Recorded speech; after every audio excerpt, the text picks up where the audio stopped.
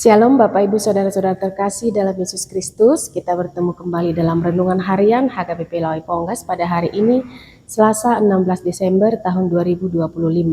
Kita bersatu di dalam doa.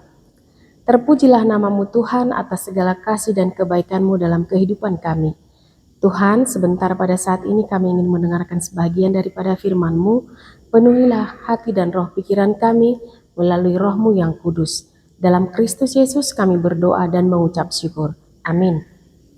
Nats firman Tuhan bagi kita pada hari ini tertulis dalam 1 Samuel 17 ayat 47.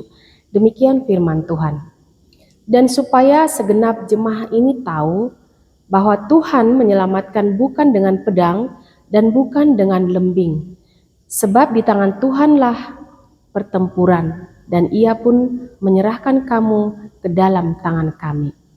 Tema kita pada hari ini adalah Tuhan sumber kemenangan.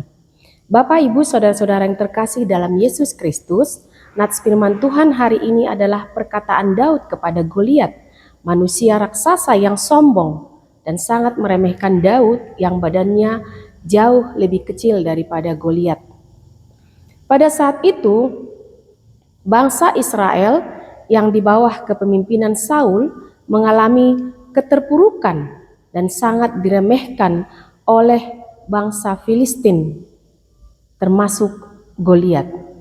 Mereka cemas dan ketakutan ketika Goliat mengatakan kepada bangsa Israel untuk memilih dan memberikan satu orang supaya berperang seorang lawan seorang. Tetapi Daud dengan beraninya maju menentang Goliat.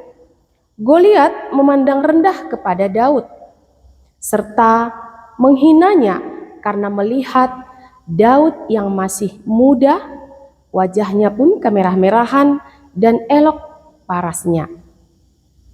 Hal ini mengingatkan kita, janganlah kita memandang rendah dan menganggap remeh kepada seseorang, karena Tuhan membela orang yang lemah dan teraniaya. Namun Goliat itu walaupun dia badannya besar, dia maju dengan diperlengkapi dengan pedang, tombak, dan lembing. Sementara Daud walaupun badannya kecil, yang dipandang rendah dan dipandang kecil oleh Goliat, malah melepaskan baju perang yang dikenakan oleh Saul kepadanya. Dia hanya mengambil tongkat di tangannya yang dipilih dari dasar sungai, 5 batu yang licin, dan umbannya dipegangnya di tangan kanannya. Dan dengan beraninya Daud berkata kepada orang Filistin itu, di ayat 45 dikatakan, "Engkau mendatangi aku dengan pedang dan tombak dan lembing, tetapi aku mendatangi engkau dengan nama Tuhan semesta alam, Allah segala barisan Israel yang kau tantang itu." Daud tidak takut menghadapi Goliat yang dianggap atau dipandang handal dalam peperangan, karena Daud yakin bahwa Tuhan adalah andalannya dalam setiap kehidupannya. Karena Daud telah membuktikan dalam setiap pergumulan hidupnya, dalam setiap peperangan hidupnya, Tuhan selalu menemaninya, Tuhan selalu menolongnya, dan Tuhan selalu memenangkannya. Bapak, Ibu, Saudara-saudara terkasih di dalam Yesus Kristus, Tuhan selalu menyelamatkan kehidupan Daud. Maka Daud yakin dan percaya pada hari ini Tuhan akan menyelamatkan dia bukan dengan pedang dan bukan dengan lembing, karena kekuasaan Tuhan itu tidak terbatas, sehingga dia dengan tegas dan berani mengatakan seperti nats firman Tuhan pada hari ini, bahwa semua orang harus tahu bahwasanya Tuhan menyelamatkan bukan dengan pedang dan bukan dengan lembing, sebab di tangan Tuhanlah pertempuran, dan Ia pun menyerahkan bangsa Filistin itu ke dalam tangan mereka atau ke dalam tangan bangsa Israel. Hal ini menyatakan kepada kita bahwa kita tidak perlu menanggung pertempuran itu dengan seorang diri. Kita harus menyerahkan kendali kepada Tuhan dan percaya bahwa Tuhanlah yang akan bertindak untuk kita.